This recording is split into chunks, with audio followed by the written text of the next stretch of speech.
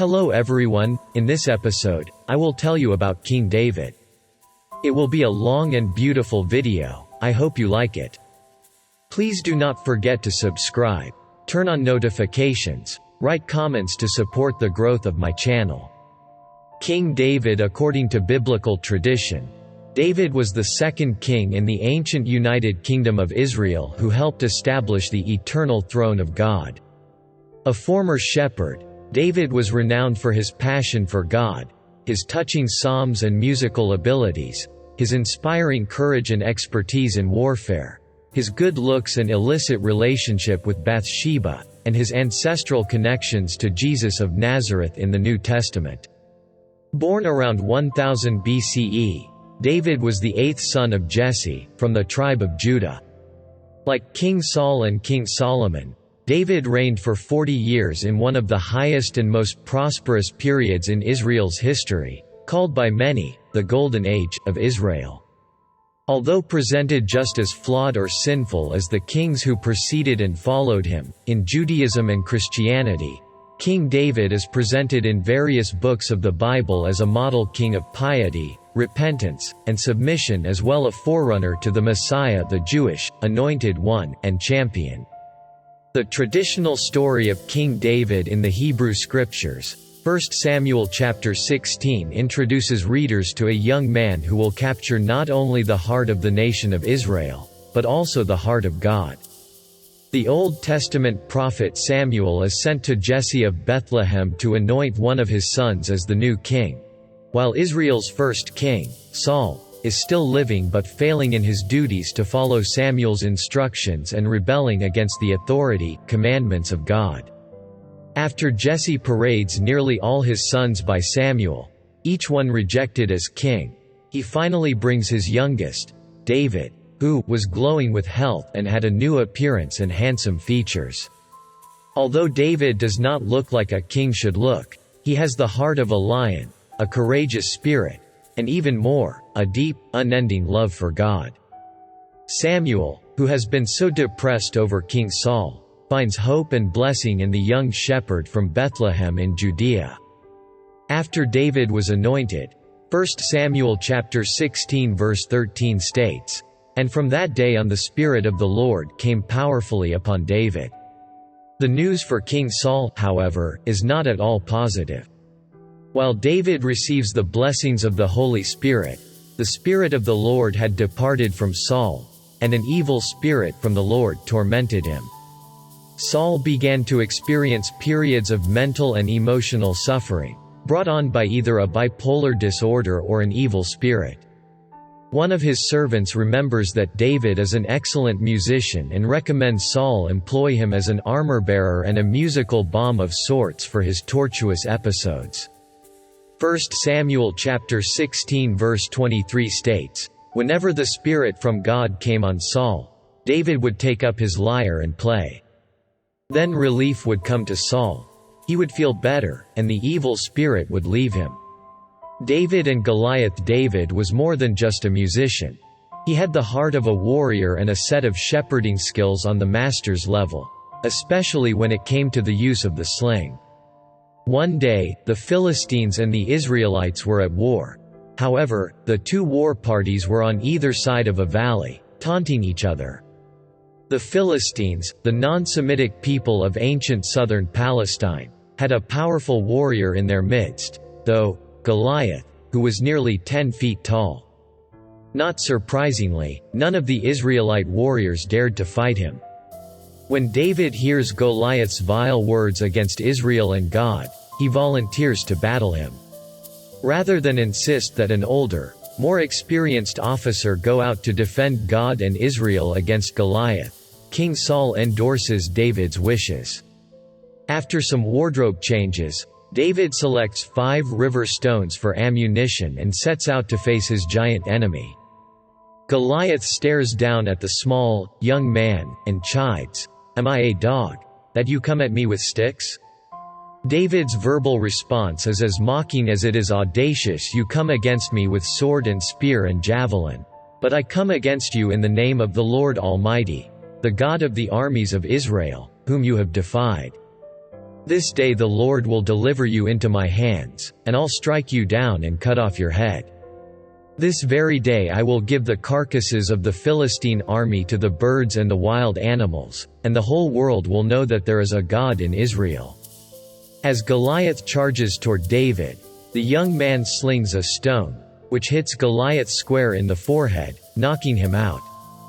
David then stands over the giant, grabs the giant's sword, and kills him. Seeing the youngest of Israel so easily dispatch their strongest warrior sent terror through the entire Philistine army and they fled. It also pleased King Saul, who basically adopted him into his family. 1 Samuel chapter 18 verses 2–3 states, "From that day Saul kept David with him and did not let him return home to his family." The envy of Saul in consideration of David's frequent success and amazing skills in his service, King Saul promoted David, who continued to amaze his men and all Israel. Unfortunately, Saul had developed an ego problem, so he begins to resent David, especially when he hears people singing, "Saul has slain his thousands, and David his tens of thousands." In bitter envy, Saul tries to kill David, whom he now sees as the enemy instead of a loyal servant.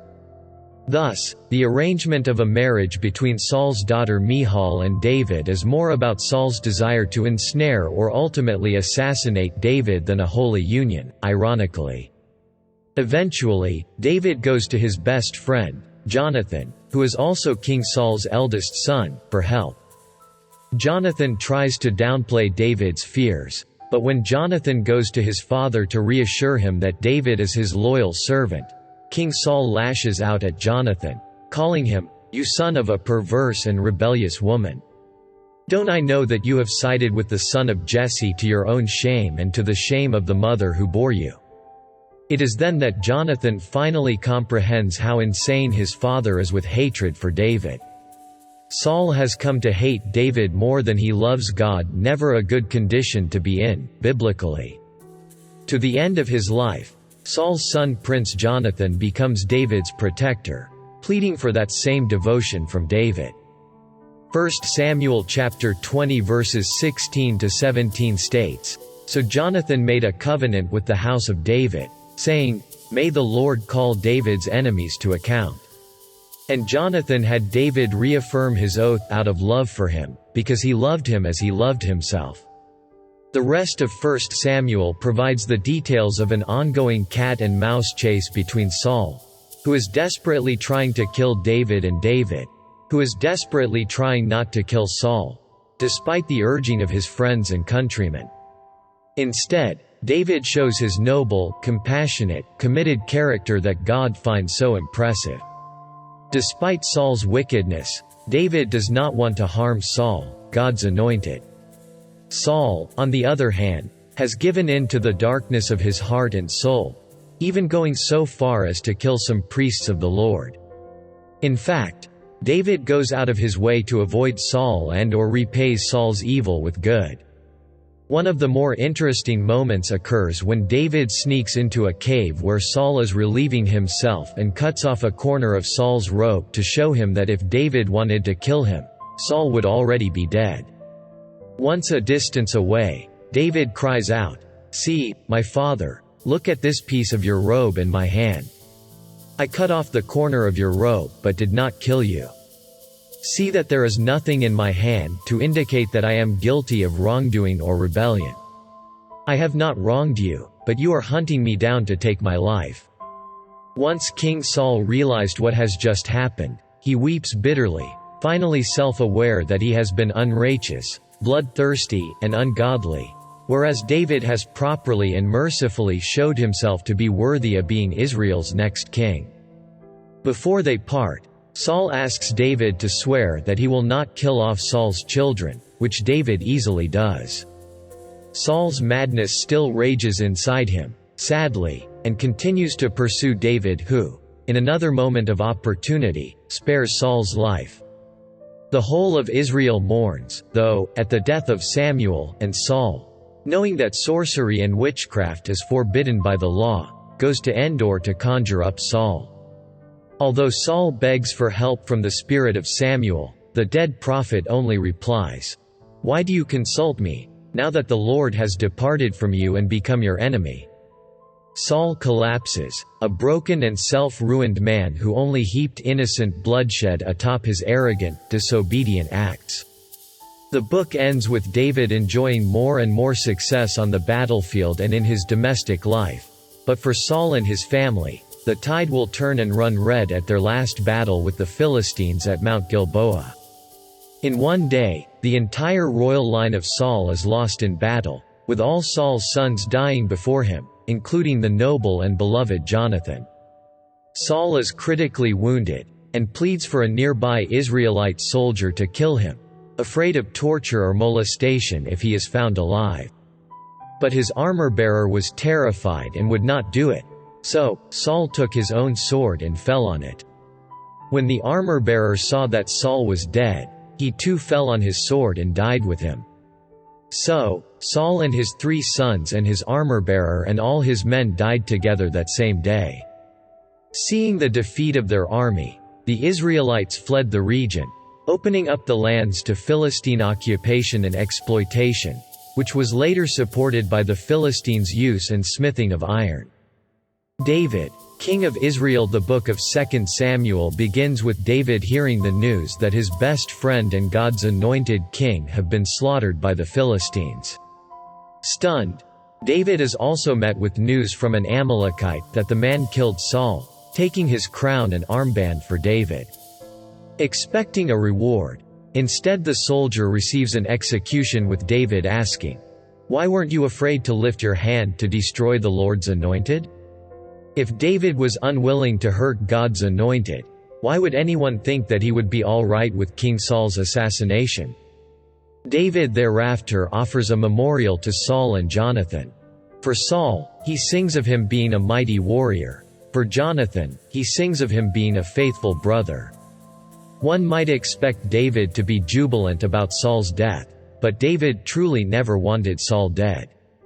Scholars have long noted that David's hopes for his enemies was for them either to be removed or to repent. In Saul's case, he definitely wished for the latter. The kingship of David described in 2 Samuel chapter 2 is just as exciting and dramatic as his period running away from King Saul. With Samuel's original blessing, David becomes the first king of Judah, but immediately launches into a 7-year civil war with King Saul's son, Ishbosheth, that does not end until Saul's son is assassinated in his bed by 2 Benjamites, the last tribe of Judah and descendants of Jacob the patriarch. Expecting a great reward like the previously mentioned Amalekite, they bring Ishbosheth's head to David, who immediately executes them for their despicable and criminal activity, saying, "Wicked men have killed an innocent man in his own house and on his own bed." He has the men killed, cuts off their feet and hands, and hangs their bodies in shameful display. Later, he buries Ishbosheth's head, properly and respectfully in Abner's tomb. With Ishbosheth dead, David is offered the crown by the elders of Israel, and 2 Samuel chapter 5 verse 4 records, David was 30 years old when he became king, and he reigned 40 years. He then conquers Jerusalem, Zion, to which he soon also brings the Ark of the Covenant. David has hopes to build God's temple in Jerusalem, but that David's offspring will be the one to build a house for my name, and I will establish the throne of his kingdom forever. The next few chapters detail and discuss the tremendous victories for David against the Philistines, the Geshurites, the Gezites, the Jebusites, and the Amalekites. 2 Samuel also shares of his marital problems with Saul's daughter Michal, who, when she saw King David leaping and dancing before the Lord, she despised him in her heart. It is therefore not too surprising that King David, one of the most virtuous men in the Bible, forgets his place, his responsibilities to God and to his subjects, and starts a love affair with Bathsheba, the wife of Uriah the Hittite, one of his mighty warriors. David and Bathsheba. While relaxing at the palace, King David happens to see beautiful Bathsheba, the daughter of Eliam and future mother of King Solomon. bathing upon her roof, and the temptation is too tempting for him.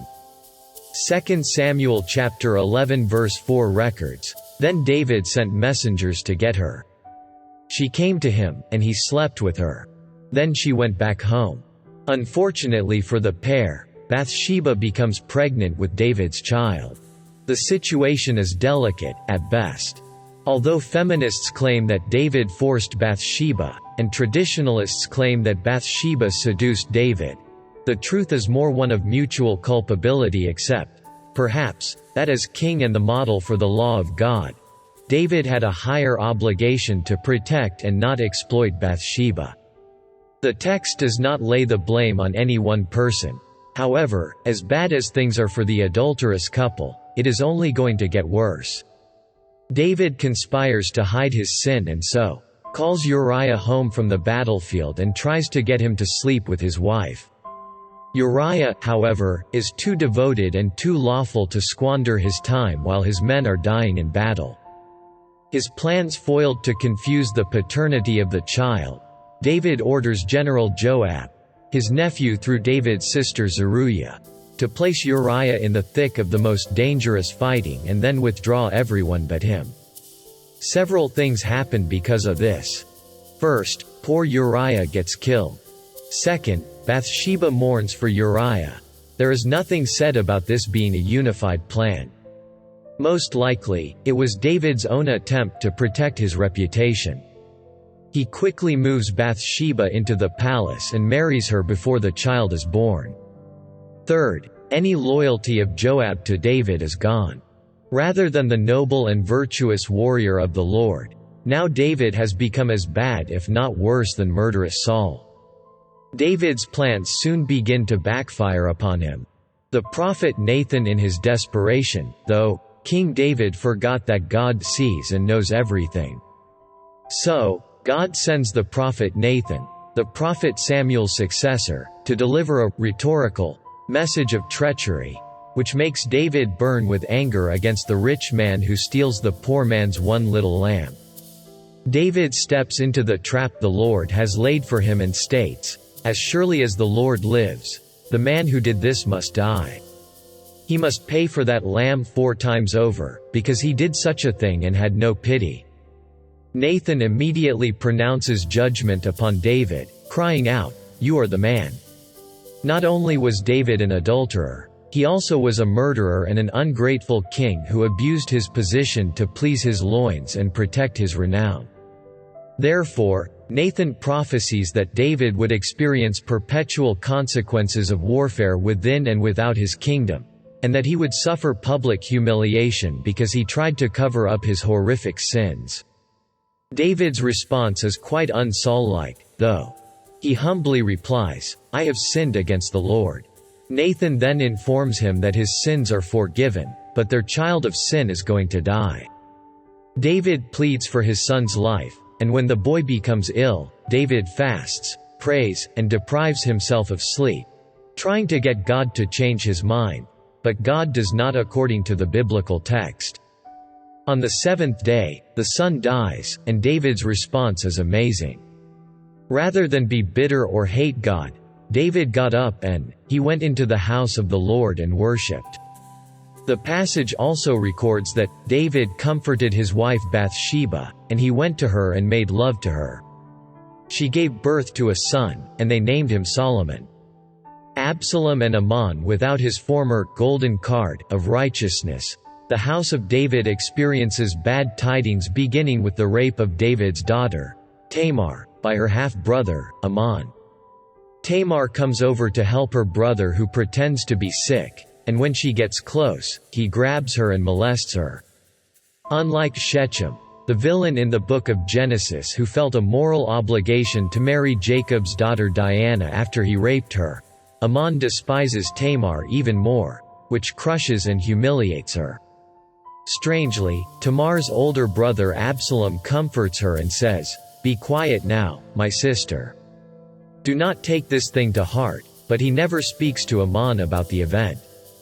Ammon probably believed he had gotten away with the rape of his half-sister because his father David was mad but did nothing about the crime. 2 years later, though, Prince Absalom enacts his vengeance. Convincing Ammon to travel with him, he gets his half-brother drunk and then has his men murder Ammon, a prince, in revenge for raping his sister. He flees to Geshur and stays with his mother, Mihal's family there, and returns 3 years later with another plan to steal David's throne. He even manages to enlist the king's counselor, Ahithophel, and works the Israelite crowd. As Absalom's conspiracy and its support grows, David flees from the forces of Absalom, not wanting to kill his son. Eventually, though, David's forces clash with Absalom's forces, and as he flees, Absalom's hair got caught in the tree. Left dangling, Joab slays Absalom and buries his body in a deep pit in the wilderness. As with the death of King Saul, David is devastated by the news, but somewhat confused as to why Absalom was so treacherous and murderous toward David and his men. Hearing that David is mournful beyond consolation, Joab marches into David's house and shames him for humiliating and alienating his men by his great lament for a wicked son.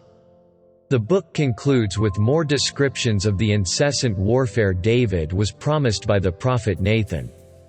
However, the final 2 chapters offer a poetical homage to God and to his men. The final years David's initial zeal for God and for ethical integrity paved the way for his early fame and fortune. Although being a man of warfare and blood, God decided that David was not suitable to be the one to build God's temple. Moreover, David's illicit affair and subsequent devious actions complicated the rest of his reign, along with the rape of Tamar, the murder of Ammon, and the attempted coup of Absalom, among other controversies. By the end of David's life, he had lost touch with Israelite society and eventually lost political control of it, as well. This led to an attempted coup by his son, Adonijah, who proclaimed himself to be king with the assistance of General Joab and Abiathar the priest.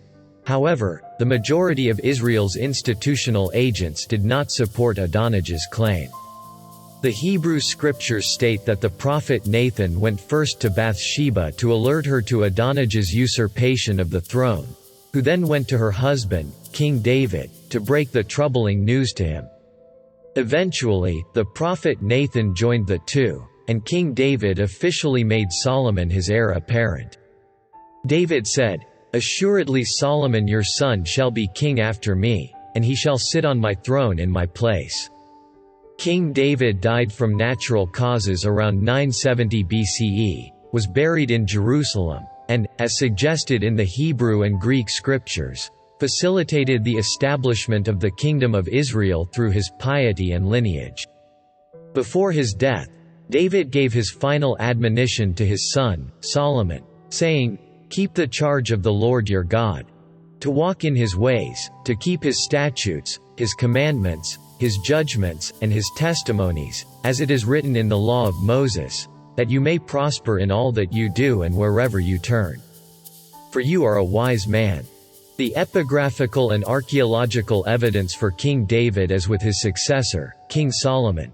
Little evidence has been uncovered to prove the historical existence of King David. However, recently discovered direct and indirect evidence provides greater substantiation for David's life and kingship. In 1993 CE, Avraham Byron discovered the Telephone Dan inscription on a broken stele in northern Israel. The inscription commemorates the victory of an Aramean king over its southern neighbors, and specifically references both the King of Israel and the King of the House of David. This is perhaps the earliest, direct, historical evidence for the Davidic dynasty in Israel, although the Mesha stele, discovered by Bedouin in the 1800s CE who lived by the Jordan and Arnon rivers, also mentions the House of David, written in Moabite around a century after the supposed reign of King David. As for indirect evidence, under excavations directed by Yosef Garfinkel in 2012 CE, a Canaanite inscription of Eshbal ben Beta, King David's enemy also known as Ish-Bosheth, in many biblical translations was found inside pottery shards from an ancient jug dated to the 10th century BCE. Additionally, Survey data compiled by Avi Ofer in 1994 CE that suggest a doubling of 11th century BCE Judean population, and potential Jebusite fortresses that were discovered in excavations directed by Yigal Shiloh, both of which are discussed in the Old Testament, lend credence to the notion that David and the Kingdom of Israel were part of the region's historical and cultural existence.